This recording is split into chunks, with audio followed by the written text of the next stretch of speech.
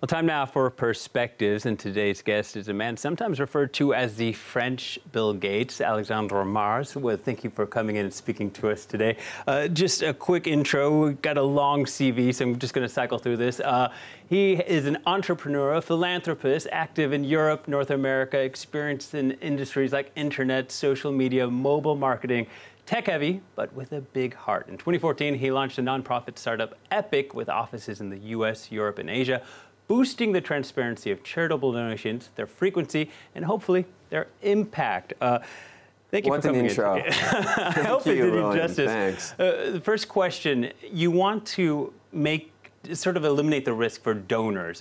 Talk to us about this risk when you're trying to find a charity. No, sure. Just when you're asking this question to people, have you done something last year?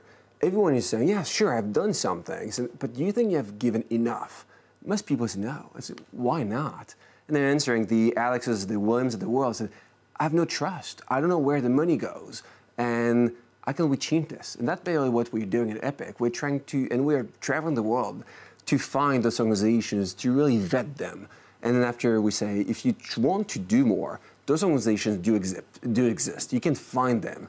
And that's what we're doing at Epic. We're trying to find those organizations, and we are helping people to give more. Our goal is to make giving the norm. That's the intention, and that's what the target of what we want to achieve. You mentioned vetting those organizations. How do you do that? So it's a long process. First, we go and we ask people, because we don't want to reinvent the wheel. So we go after people and say, where do you think, where are those organizations, which one do you know? So we go after the Gates Foundation, we go after La Fondation de France, we go after a lot of different countries around the world, and we said, can you share with us the ones you prefer? And after we spend 7 months, we go on the road, in the field, and we say, and we go deep to say, tell me more about what you're doing. We have 45 data points.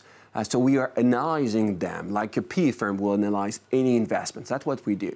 After 7 months of work, we select a few of them. So last year, for example, we have received 3,600 organizations, applications. We have selected 8 of them. So then people like you, like me, say, oh, now I trust more where the money goes. And after we have used, you mentioned my tech background, and we have been using technology. So you are able to see on your mobile phone where the money goes, how many pills have been delivered in Africa, how many people have got just something in France or in the US or in the UK. So the goal is always to connect. We are in 2018, William. And in 2018, you cannot only ask people to give if you don't bring solutions, if you don't show that it's easy to give. Giving has to be painless, has to be optional. And something important also, but you know this, we don't make money.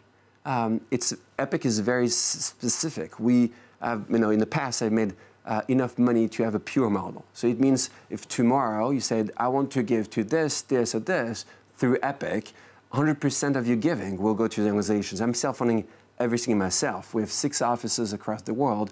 Everything is funded by me. You mentioned you want to make giving the new normal. How do you do that? Is that a question from the donor side of things? Do we have the right culture? Are we a giving culture? I'm speaking globally.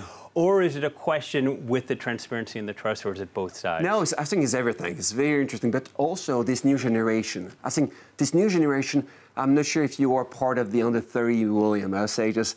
I'll be flattered. I would say the millennials, like we call them, everywhere around the world, they are different. What we call the we generation. We were the me generation.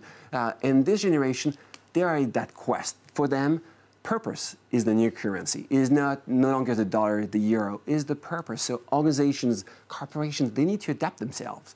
And that's what we see more and more. And if you don't bring purpose, they won't work for you anymore. It will be hard to retain them. At some point, they will stop buying your product because they want this. And we have been building a set of solutions to help businesses to give something different to their employees. It could be on the paycheck, it could be on the transaction when you go to the store, to the restaurant. It could be on many different aspects of your life. Giving should be just doing from the minute you get up in the morning to the minute you go back to bed. You should be able to give more, but it has to be always optional and painless. So possibly a generational change here. You mentioned before you'd like to see companies contribute 1% of their profits to charities. How close are we to that? Is that realistic? I do think, so it's a good point. I do think it's something we can do. It won't be done overnight. Let's be super clear. We started everything 4 years ago. Our goal is in the next 6 years, by 2024, we believe giving will be the norm. And you won't go to any places, any restaurants, any stores where we won't ask you, do you want to round up the bill? You won't have any businesses won't propose this to their employees. That's what we see. We do the same with entrepreneurs, with PE firms. We find for every single industry how you can give, but always it has to be tiny. It has to be something that won't impact you. Just barely the opposite of taxes, where it's not optional, it's pretty painful. So we're trying to find ways to make this a success. You know, when you're an entrepreneur, you're always trying to find a great team. That's what we have, a great product. I spend years to do market research. But after something you don't control, William, it's the timing. And you know this, and timing is not funny. Look what you just said during the news.